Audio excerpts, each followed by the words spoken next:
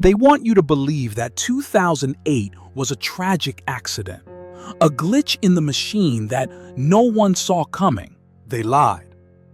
This isn't a story about dry balance sheets or historical market fluctuations. This is the autopsy of a 158-year-old empire that led to the slaughter on the altar of a new world order. On September 15th, 2008, while the glass towers of Manhattan were still cold in the morning light, a financial nuclear bomb was detonated. Lehman Brothers, $639 billion in assets. But inside the rotting carcass sat a $613 billion debt trap. Look at the math. A 31-to-1 leverage ratio. That is not a business strategy. That is a collective suicide pact, where a mere 3% market tremor vaporizes every cent of your hard-earned equity. Wake up. Stop listening to the polished lies of TV economists. Lehman's collapse wasn't a failure. It was a controlled demolition. It was the starting pistol for the ultimate sheep-shearing operation, a calculated process to crush the middle class and consolidate the world's resources into the hands of the elite. Welcome to the show where we pull back the velvet curtain to reveal the truths they hope you never find. Every financial empire begins with a single brick. For the Lehman Brothers, Henry, Emmanuel, and Mayer, that brick was laid in the red dirt of Alabama in the 1840s. They didn't start with complex derivatives or high-frequency trading. They started with cotton. White gold. It was tangible. You could touch it, weave it into fabric, and trade it for hard currency. But the Lehmans were quick students of the machine. They discovered a brutal truth that still governs your life today. The man who breaks his back to create a product will never be as wealthy as the man who controls the money flow of that product. After the American Civil War, while the South lay in ruins, the Lehmans didn't come to save people. They came to save debt. They migrated to New York, the emerging heart of global power, and made a calculated pivot. They stopped trading cotton and started trading the most dangerous commodity on earth: trust. This was the birth of financial alchemy, the art of turning invisible paper into absolute power. For over a century, they survived the Great Depression and 2 world wars, weaving themselves into the very nervous system of the American economy. They became the untouchable elite. But here is the small, bitter lesson you must remember. When you stop trading things that exist in the physical world and start trading illusions, you lose your soul to the math. The Lehmans thought they were the architects of the system, but they forgot the laws of the jungle. When an old predator becomes too arrogant and starts fighting the alpha of the pack, it doesn't just lose its territory. It becomes the meal. And in the 1990s, a new kind of predator walked through their doors. A man they called the gorilla, who was ready to turn their 158-year-old legacy into a high-stakes gamble with your future. By the late 1990s, Lehman Brothers had stopped being a bank and started becoming a cult of pure, unadulterated ego. At the center of this temple stood Dick Fuld, a man known on Wall Street as the gorilla. He didn't manage with spreadsheets or diplomacy. He managed with his fists. Fuld was the embodiment of a predator who believed he had a monopoly on reality. Under his reign, the firm's culture shifted from calculated risk to a high-octane addiction to adrenaline. They weren't just chasing profits anymore. They were chasing the God complex of being untouchable. This is where the cult of too big to fail was born. It was a psychological security blanket that allowed the elite to sleep soundly while they set the world on fire. They truly believed that the US government was their personal insurance policy. They thought that because they were so deeply woven into the fabric of the American dream, the system would never let them hit the floor. This arrogance created a moral hazard so toxic, it blinded them to the cliff they were walking toward. Here is the lesson they hope you never learn. Arrogance is the first stage of liquidation. When you believe you are too big to fail, you have already failed the most important test of survival: humility before the market. Fold and his inner circle were so blinded by their own reflection that they didn't realize they were no longer the players. They were the experiment. They began feeding the machine with the most toxic financial waste ever created, convinced they could turn lead into gold. But as the sun began to set on their empire, the voodoo math they used to deceive the public started to devour them from the inside out. And that's when they turned their sights on the most vulnerable target of all, the American homeowner. To build a house of cards this large, you need a special kind of paper. You need the ninja. No income, no job, no assets. Banks began hunting for anyone with a pulse to sign mortgage papers they couldn't afford. They were just the raw material for a grand illusion called the CDO. Think of a CDO like this. If I try to sell you a bag of rotting fish, you'll smell the stench and walk away.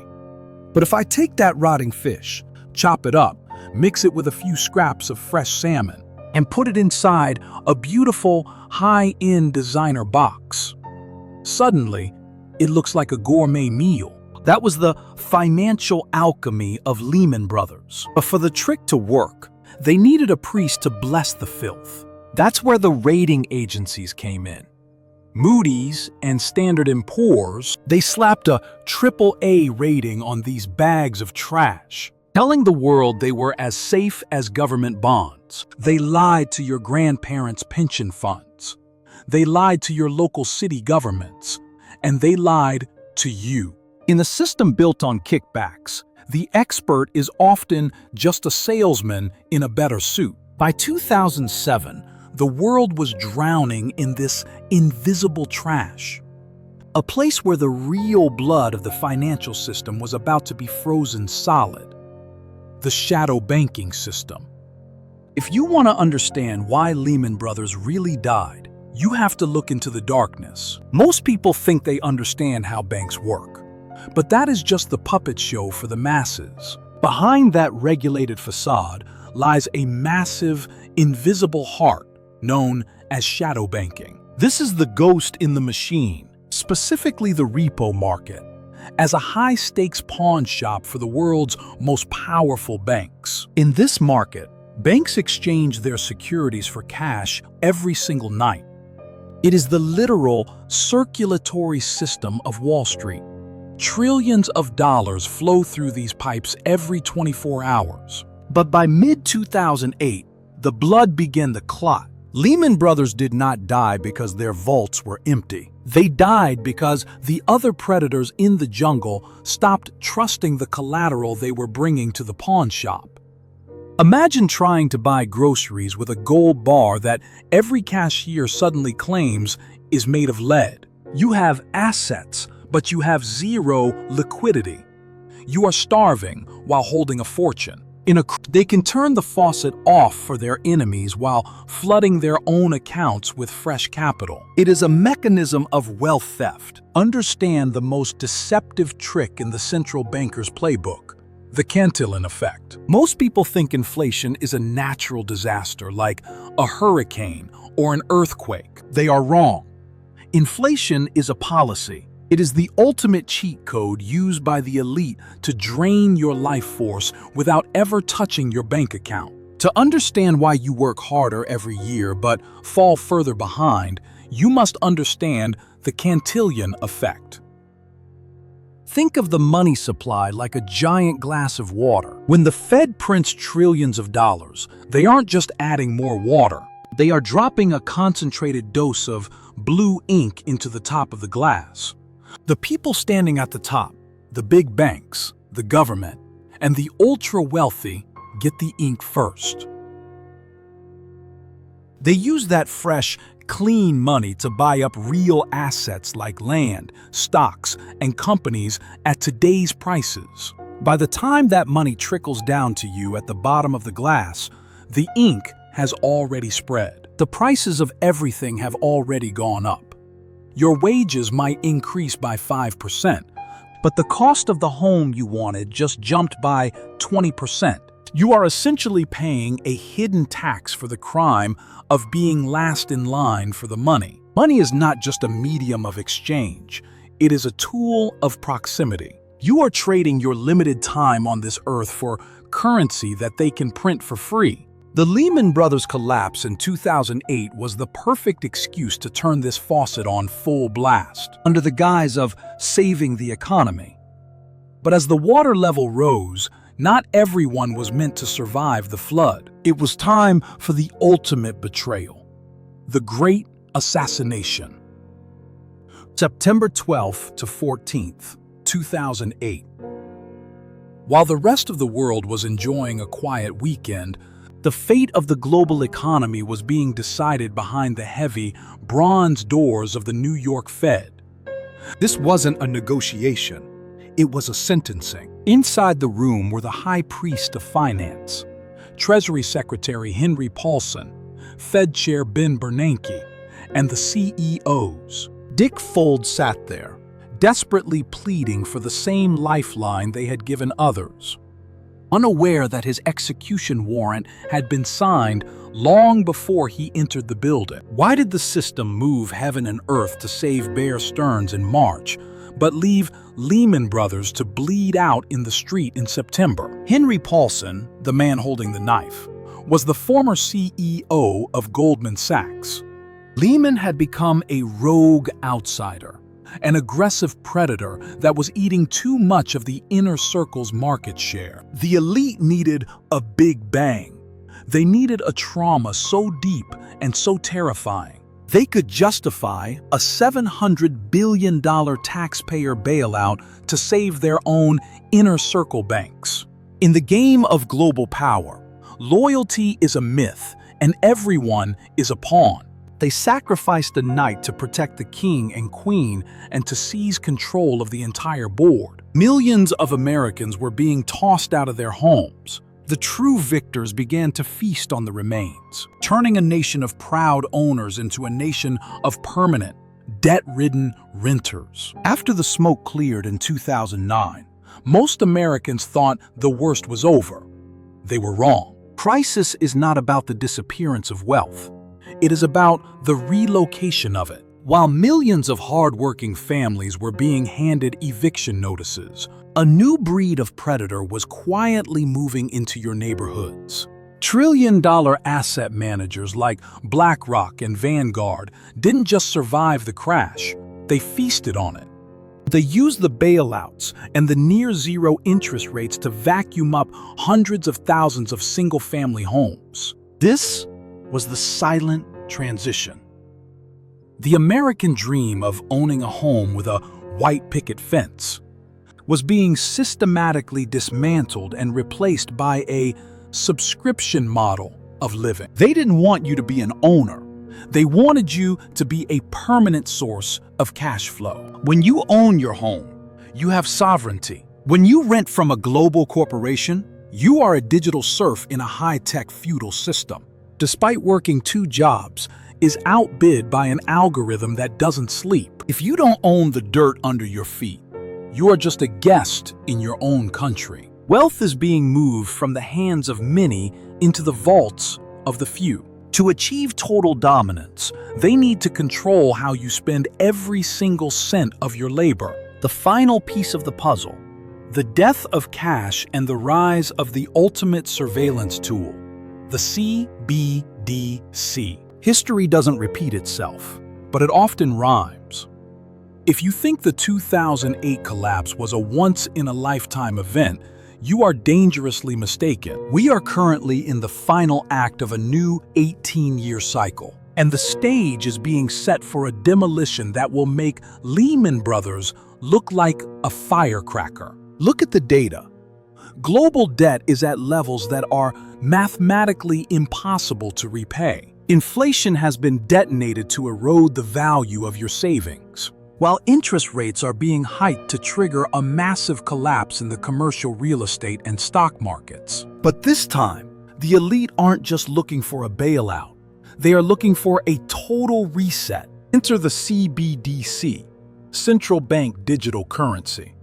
They will market it to you as convenient, fast, and secure. CBDC is not money. It is a software system of total financial surveillance. When you spend a $20 bill, the government doesn't know where it went. But with a CBDC, your money becomes programmable. Imagine your paycheck expiring if you don't spend it by Friday. Imagine being blocked from buying a steak or booking a flight because your carbon footprint or social credit score is too high.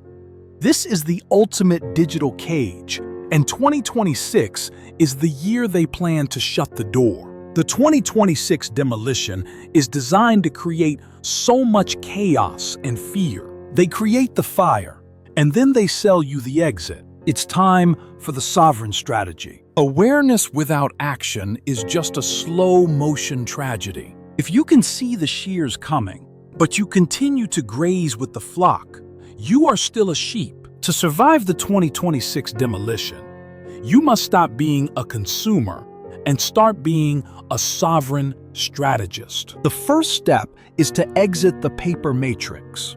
Move a portion of your wealth into hard assets that have no counterparty risk. Gold and silver have outlived every empire for 5,000 years, and they will outlive this one too. If you use Bitcoin, understand the law of self-custody. If you don't hold the keys, you don't own the coins. The second step is to cut the leash. Debt is the razor wire of the financial matrix. Cash might be trash in the long run, but in the heat of a crisis, it is the ammunition you need. Finally, invest in the only asset they can never confiscate: your ability to produce value outside the system. Build a micro-community of trusted individuals. The elite use divide and conquer to keep us weak. Here is the final lesson. The system is not broken. It is working exactly as intended. You can stay in the burning building and hope the architects come to save you, or you can take your seat at the table of the hunters. The choice is yours. The storm is already here. To understand the hidden mechanics of how they control your mind through the media, watch this next video. This is the invisible driver, and this is where the truth begins.